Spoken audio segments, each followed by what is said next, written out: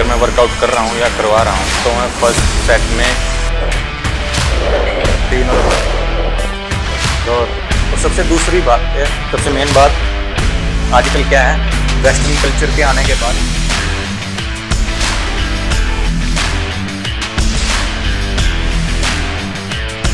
Hi everyone, this is Monty और आज मेरा पीटी सेशन रहेगा समृद्ध के साथ, जो कि यंग चॉइस सप्लीमेंट स्टोर के ओनर हैं, जो 13 सेक्टर के अंदर है।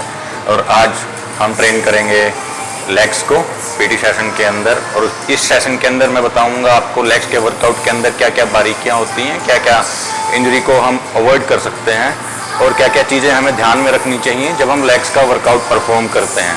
तो लेट्स स्टार्ट।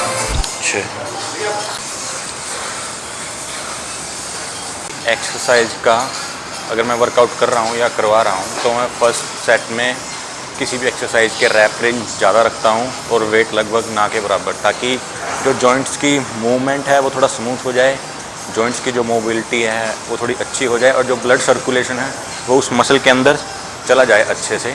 ज़्यादा रैप रेंज रखने से क्या होता है कि उस मसल के अंदर आपका ब्लड फ्लो अच्छा चला जाता है। इसलिए स्टार्टिंग के 1-2 सेट जो शुरू के होते हैं उसमें थोड़ा रैप रेंज ज़्यादा रखें, 20, 25, 30, 35 मैक्सिमम जितना लगा सकते हो। बेशक से वेट आपको नील करना पड़े, उसके अंदर वेट ना हो, लेकिन रैप रेंज ज़्यादा रखो ताकि ब्लड फ्लो एक बार जॉइंट्स के अंदर उस मसल के अंदर जाना स्टार्ट हो जाए, एक अच्छा सा वार्म अप सेट प्रिपेयर हो जाए आपका बाकी सेट्स के लिए। और एक बात का हमेशा ध्यान रखें कि जो आपकी स्पाइन है और जो पीछे हैक स्क्वाट के पीछे सीट है उसके बीच में गैप नहीं होना चाहिए। अगर आपके इसके और इसके बीच में गैप रहेगा तो आपकी स्पाइन टिल्ड होगी। इसकी सपोर्ट हमेशा रखें हैक स्क्वाट के अंदर और लेग प्रेस के अंदर, ये आपकी स्पाइन के साथ चिपका हुआ होना चाहिए।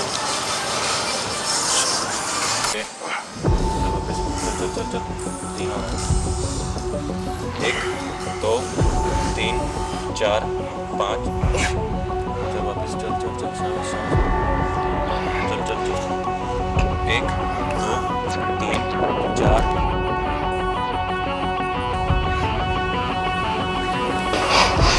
1, 2, 3, 4 देखो हाँ वापस।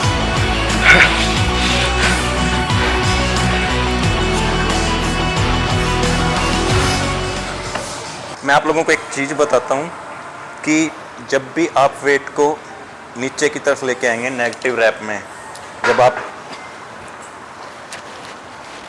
नीचे लेके जाएंगे तो कोशिश ये करनी है कि नेगेटिव आपका स्लो होना चाहिए जितना आप कर सकें उसको,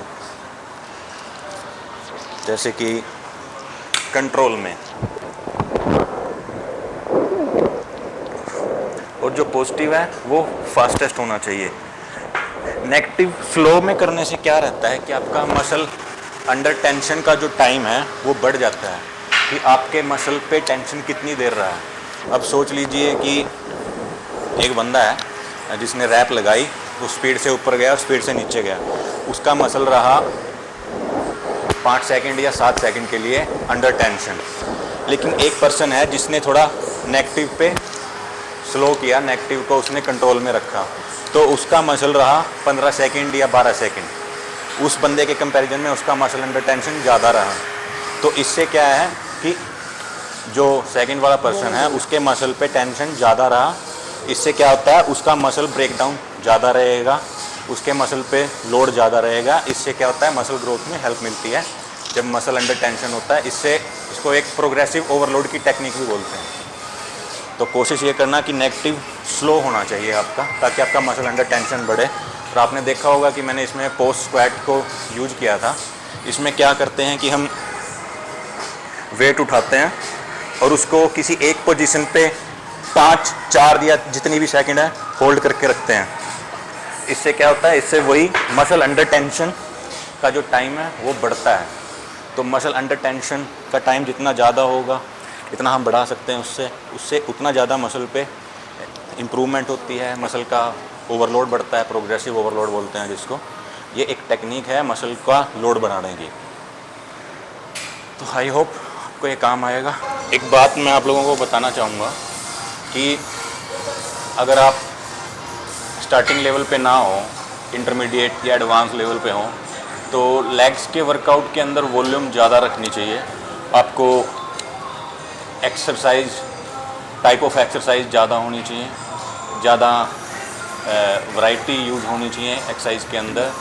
डिफरेंट टाइप ऑफ स्क्वाट्स, इसके अंदर वाइड स्टांस में स्क्वाट हो गया, बॉक्स स्क्वाट हो गया, नॉर्मल स्क्वाट हो गया, हैक स्क्वाट, लेग प्रेस के अंदर नॉर्मल स्टांस में लेग प्रेस, वाइड स्टांस में लेग प्रेस, उसके बाद लंजेस हो गए, लेग कर्ल होगी, सीटेड लेग कर्ल होगी। तो आपको वैरायटी और ऑफ एक्सरसाइज और वॉल्यूम ऑफ एक्सरसाइज ज़्यादा रखनी चाहिए, क्योंकि क्वाड्स जो है बड़ा मसल है, इसका 1 या 2 या 3 एक्सरसाइज में कुछ नहीं होने वाला। कुछ लोग क्या करते हैं, काफ़ी टाइम हो जाता है उनको वर्कआउट करते हुए और वो 3 एक्सरसाइज कुछ ले दे के करते हैं, जैसे स्क्वाट के 3 सेट, लेग्स के बाद लेग प्रेस, उसके बाद लेग एक्सटेंशन और फिर लेग कर्ल। इतनी वॉल्यूम में लेग इम्प्रूव नहीं होते, लेग बहुत बड़ा मसल है, इसमें वॉल्यूम आपको लेग्स की वर्कआउट की ज़्यादा रखनी पड़ेगी, तभी जाके आपका जो लेग मसल है वो ग्रो करेगा। एक सिंगल एक्सरसाइज से, स्क्वाट से आपकी लेग्स इतनी अच्छी ग्रो नहीं होने वाली हैं, इसलिए आपको स्क्वाट के भी डिफरेंट वेरिएशन लगाने पड़ेंगे, वाइड स्टांस में, मीडियम स्टांस में, बॉक्स स्क्वाट, हैक स्क्वाट। तो ये 3-4 वेरिएशन तो सिर्फ स्क्वाट के ही यूज करने पड़ेंगे आपको, अगर आप इंटरमीडिएट या एडवांस लेवल पे हो। क्योंकि लेग वर्कआउट के लिए वॉल्यूम ज़्यादा चाहिए, ज़्यादा exercise, different type of exercise, ज़्यादा टाइप की एक्सरसाइज जो आपके हर मसल को टारगेट कर ले। चल एकदम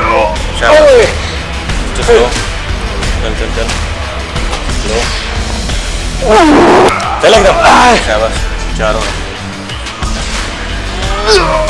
चल एक और, बस चले। अब सपोज अब फर्स्ट एक्सरसाइज हमारी कंप्लीट हो गई है, तो अब दूसरी हमारी स्क्वाट एक्सरसाइज रहेगी बैक स्क्वाट।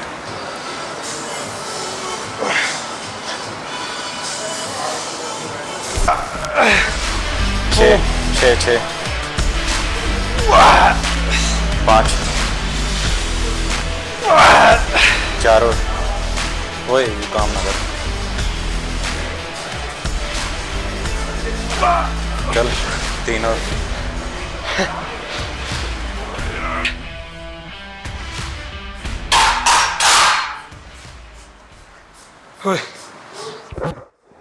स्क्वाट करते टाइम हमेशा एक चीज़ का ध्यान रखें कि आपकी स्पाइन ऐसे नहीं गिरनी चाहिए, ऐसे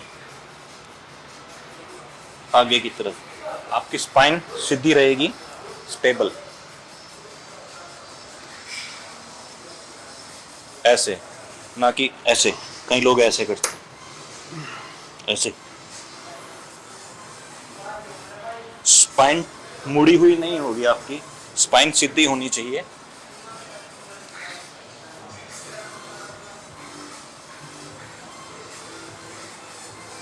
और दूसरा, स्क्वाट करते टाइम आपकी स्पाइन न्यूट्रल रहेगी, सीधी, ना तो स्पाइन ऐसे रहेगी, ये यहाँ पे आर्क बनेगा, ये भी नहीं चाहिए हमको, और ना ही स्पाइन ऐसे होगी। स्पाइन न्यूट्रल, सीधी जैसे रहती है, बिना किसी दिक्कत के और बिना किसी प्रेशर के, तब आपको ये मूवमेंट करनी है, ऐसे। सबसे मेन बात आजकल क्या है, वेस्टर्न कल्चर के आने के बाद लोग बैठने में भी अनकंफर्टेबल हैं।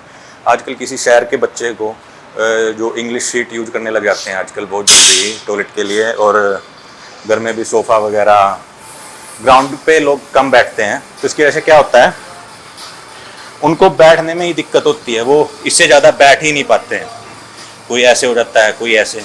तो वो क्या करते हैं, जब वो जिम स्टार्ट करते हैं तो सीधा स्टार्ट करते हैं स्क्वाट से।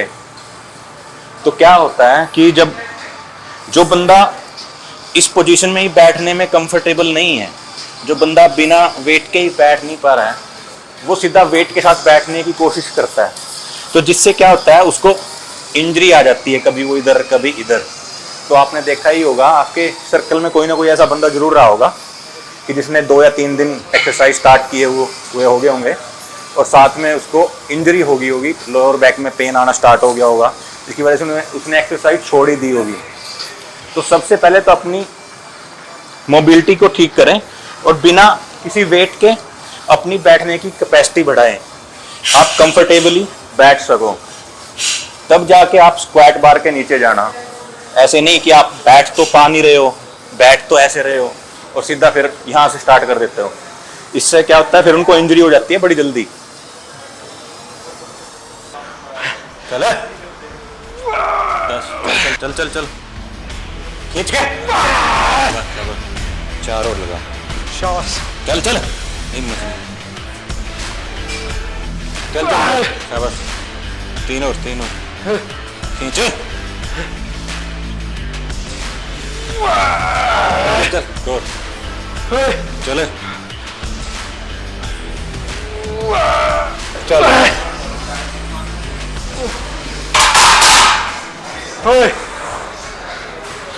और जो भी नए बच्चे जिम स्टार्ट करते हैं उनको स्क्वाट में दिक्कत आ रही है ना, तो क्या करें, स्टार्टिंग में या तो ग्लोबेट स्क्वाट से स्टार्ट करें, ऐसे कि अपने हाथ में कोई डंबल पकड़ के या कोई भी वेट पकड़ के।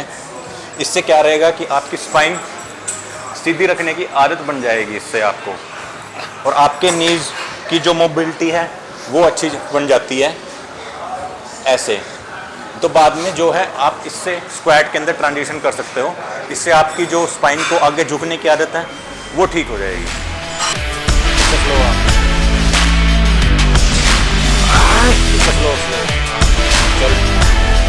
चल चल चल चल तो 3 और चल चल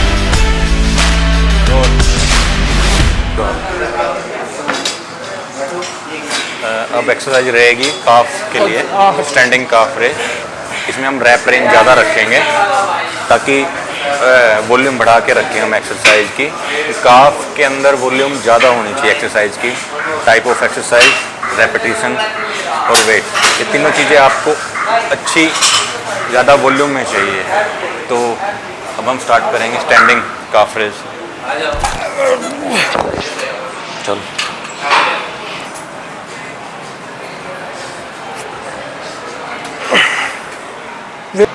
शाबाश, चल चल चल 5 और 1 2 3 4 5।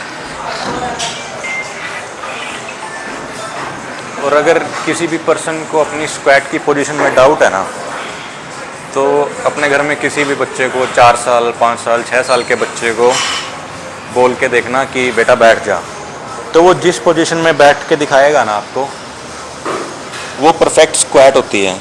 उसमें इसके नी भी आगे की तरफ जाएंगे और थोड़ा इस तरफ जाएंगे। तो जो एक बच्चा जिस तरीके से बैठता है ना, वो एक परफेक्ट स्क्वाट की टेक्निक है। वो आप अपने घर के किसी भी बच्चे से सीख सकते हो जिसके भी मन में डाउट है कि स्क्वाट में आगे जाना है पीछे जाना है, नी आगे जाएंगे या साइड में लेके जाना है, तो एक बच्चा आपको परफेक्ट स्क्वाट की टेक्निक सिखा सकता है। 3 और 2 का हमारा पीटी सेशन ख़त्म हो गया है।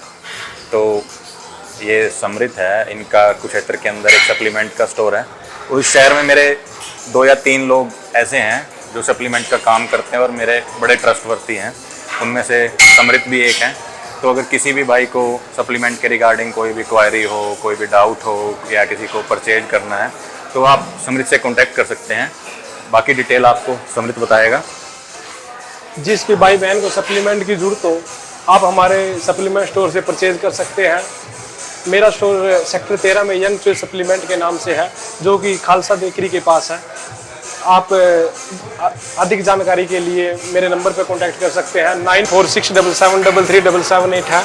अगर आपको और भी कोई जानकारी चाहिए, आप मेरे इंस्टाग्राम पर कर सकते हो, DM कर सकते हो। आपको इंस्टाग्राम ID मेरे लोग इसमें बायो में डाल दी जाएगी। Thank you. जो आपको डिस्क्रिप्शन में हम डाल देंगे। अगर किसी को भी कोई भी क्वारी हो, डाउट हो, तो आप इनके इंस्टाग्राम हैंडल पे जाके कर सकते हैं। आई होप आपको आज का कंटेंट और आज की वीडियो अच्छी लगी होगी। तो please subscribe our channel. Thank you so much guys. मिलते हैं नेक्स्ट एपिसोड में।